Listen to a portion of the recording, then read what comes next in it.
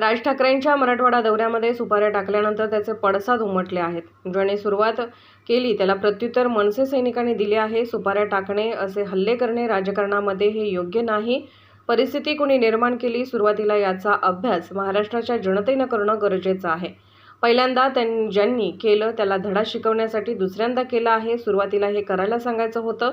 सुरुवातीला त्यांनी केलं त्याचा मी जाहीरपणे निषेध करतो. राजकारणामध्ये स्वतः सुरुवात करायची आणि मग दुसऱ्याला दोष द्यायचं योग्य नाही.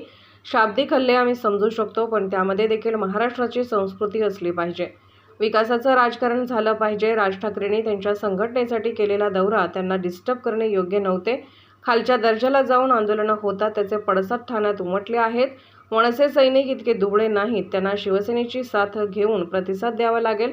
मनसे सैनिकांची उत्स्फूर्त प्रतिक्रिया होती. यात शिवसेनेचा काही संबंध नाही. कालची घटना ही मनसे सैनिकांची प्रतिक्रिया होती.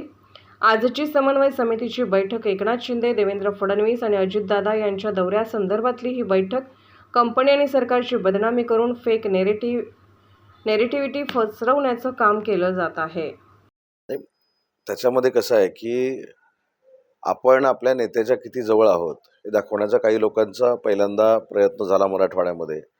आणि दुसरी महत्त्वाची गोष्ट आहे की ठीक आहे ना, तर गेली 2 वर्ष आम्ही ज्यावेळी उठाव केला एकनाथ शिंदे साहेबांच्या नेतृत्वाखाली, तेव्हापासून जे काही हीन दर्जाचं बोललं जातं, घाणेरडं बोललं जातं, वाटेल त्या पद्धतीनं टीका केली जाते, बदनामी केली जाते, हे सगळं आम्ही सहन करतोच आहे ना.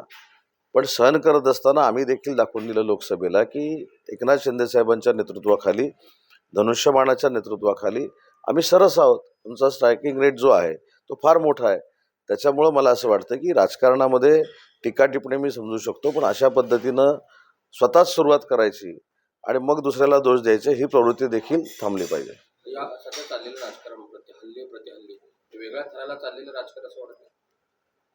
तर नक्कीच ना, आपण बघतोय ना, शाब्दिक हल्ले मी समजू शकतो, पण शाब्दिक हल्ल्यामध्ये सुद्धा कुठेतरी महाराष्ट्राची संस्कृती असली पाहिजे. ज्या महाराष्ट्राला यशवंतराव चव्हाण साहेबांचा वारसा आहे, ज्या महाराष्ट्राला वंदनीय बाळासाहेबांचा वारसा आहे, ही देखील मंडळी टीका टिप्पणी करायची. परंतु त्यांनी महाराष्ट्र पुढे नेण्यासाठी एकत्र येऊन राजकारण भविष्यामध्ये केलं. म्हणजे तत्वानं जरी एकमेकाच्या विरोधामध्ये असले तरी विकासासाठी ते एकत्र होते आणि विकासाचं राजकारण झालं पाहिजे.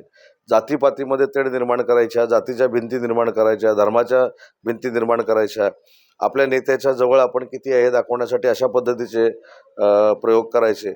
मला तर असं वाटतं की राजसाहेबांनी त्यांच्या संघटनेसाठी केलेला तो दौरा होता, त्याच्यामध्ये त्यांना डिस्टर्ब करायची काहीच गरज नव्हती. आणि शेवटी अशा प्रकारच्या खालच्या दर्जाला जाऊन आंदोलनं होतात, त्याचे पडसाद मग ठाण्यात उमटलेले आहेत. मनसे किंवा मनसैनिक काही एवढे दुबळे नाही आहेत ज्यांना शिवसेनेची साथ घेऊन अशा पद्धतीनं प्रतिसाद द्यावा लागेल किंवा त्यांची प्रतिक्रिया द्यावी लागेल. ही कालची उत्स्फूर्त प्रतिक्रिया होती मनसैनिकांची. त्याच्यामध्ये शिवसेनेचा काडीमात्रही संबंध नाही. पण एकनाथ शिंदे साहेबांना बदनाम करण्याचा काही लोकांनी विडाच उचललेला आहे, त्याच्यामुळे अशा पद्धतीच्या गोष्टी होतात. परंतु कालची जी काही घटना घडलेली आहे, ही सुरुवातीला जी काही घटना घडली, पहिल्यांदा जी काही घटना घडली, त्याच्यावरची मनसैनिकांची प्रतिक्रिया होती. महायुतीच्या सगळ्या पदाधिकाऱ्यांनी, मित्रपक्षाच्या पदाधिकाऱ्यांनी एकत्र येऊन या तिघांचं स्वागत करावं, त्याच्या नियोजनासाठी आजची बैठक आहे.